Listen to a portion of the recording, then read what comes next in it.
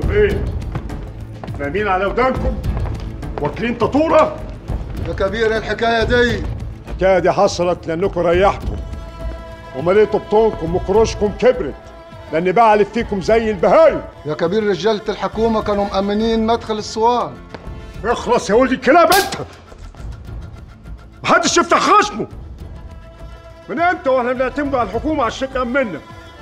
احنا بناخدوهم معانا منظرا. بعد اذن جنابك، صلاح هو اللي طلب مني انه يأمن مدخل الصوان والناس اللي داخلين، وقال لي رجالتك عليهم تأمين الصوان من جوه. صلاح جايب تكليف المديريه زي ما بيروح لاي مرشح تاني. دخول سلاح في الليله بتاعتي مسؤوليتكم انتم مش حد تاني. الحمد لله ان الرجاله قدروا يطلعوك من الصوان بخير وسلام يا عمي. يجي منين الخير يا بدير؟ عايز تعدي اللي حصل الليله من غير حساب؟ مين قالك ده؟ انا ما قلتش الكلام ده يا عمي. امال ايه؟ غوروا من الوش دلوقتي بدل ما افرغ فيكم الاهلي كله. غوروا اطلعوا بره دلوقتي، استنوا في الجنينه، مش عايز حد يتحرك من مكانه لغايه ما اجيكم. اطلعوا.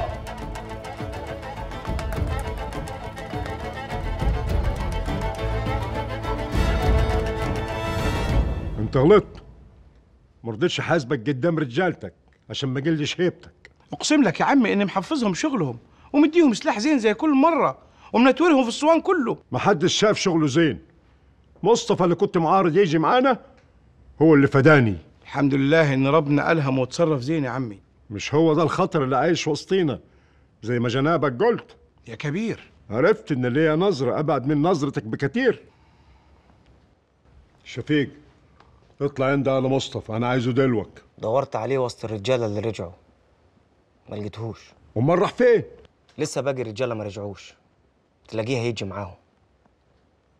اللي حصل ما كانش حد يتصوره، وقطع النور خلى كل واحد يرمح لحاله، محدش كان شايف التاني فين.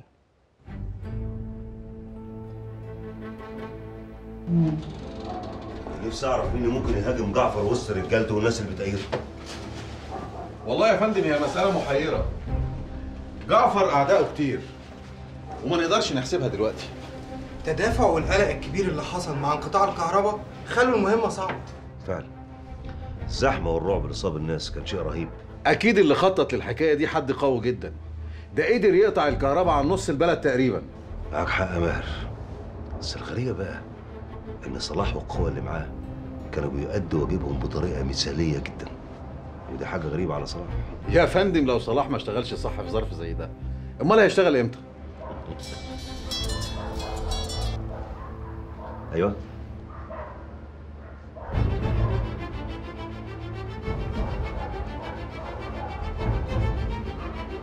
بتقول إيه؟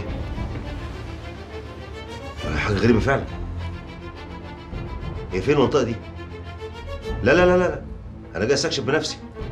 أيوه جاي حالا. خير يا فندم، إيه اللي حصل؟ واحد من المجموعة السرية شاف عربية بتجري بسرعة جنونية وخارجة من المنطقة اللي كان فيها المؤتمر الانتخابي بعد ضرب النار، قدر يتابعها. وسعادتك شايف ان ممكن يكون ليهم علاقة باللي حصل؟ أكيد. عموما واضح إن الموضوع مهم، وفي واحد من رجالتنا بيراقب الموقف هناك من بعيد، وأنا هكون جنبه عشان لو اضطر الأمر إن احنا نقرب ونعرف إيه اللي بيحصل. أشوف وشكم بخير.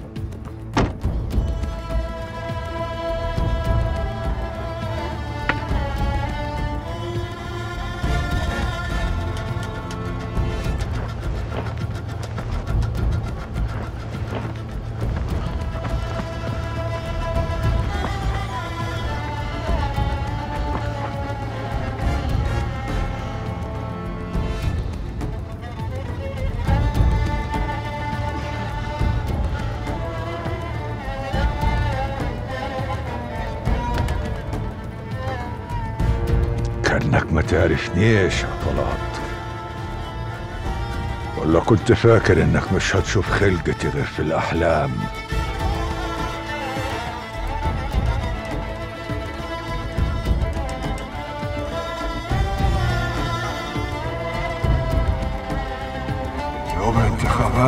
يكون آخر يوم حياة سيادة النايب جعفر العرباوي.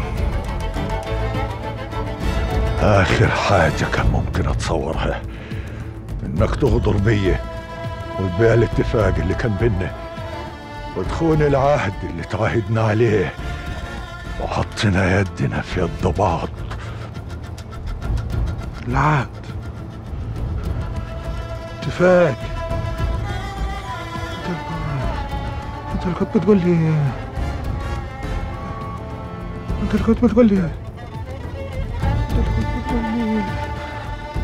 احنا دلوقتي قدامنا هدف واحد لازم نوصل له. هتحط يدك في يدي اضمن لك الحمايه والامان وهديك كل المعلومات اللي مش هتلاقيها الا عندي. انت مين؟ انت مين؟ انا مين يا روح امك؟ ايه نسيتني؟ اللي جرالك يا واد جعفر العرباوي غسل مخك خلاك عبد من عبيده. طب لو كنت نسيتني ونسيت اللي بيني وبينك كيف تنسى طربوك؟ انت بتبص لي كده ليه؟ انا دلوقتي بس شايفك. انا ما كنتش شايف حاجه، ما كنتش عارف حاجه.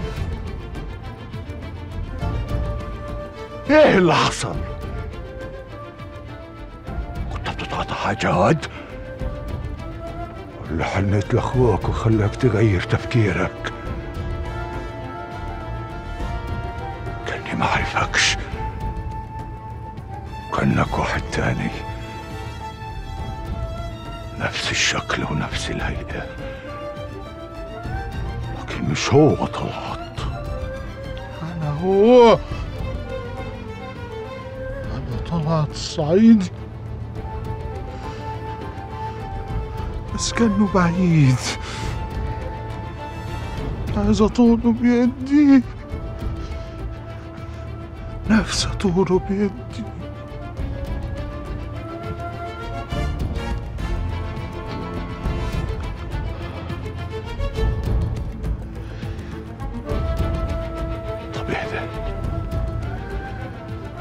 اهدى وفهمني ايه اللي حصل.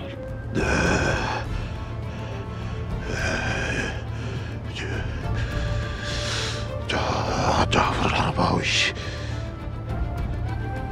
ده ابو النجي دير فاطمة الحدسي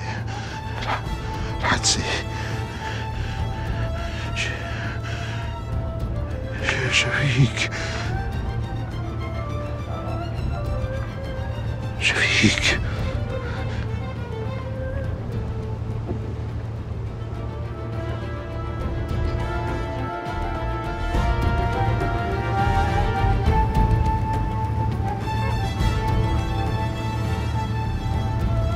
أنا دلوقتي بس ابتديت أفهم. طول الوقت اللي فات وأنا بقول لنفسي أكيد حاجة غريبة حصلت، حاجة ما كانتش تخطر على البال.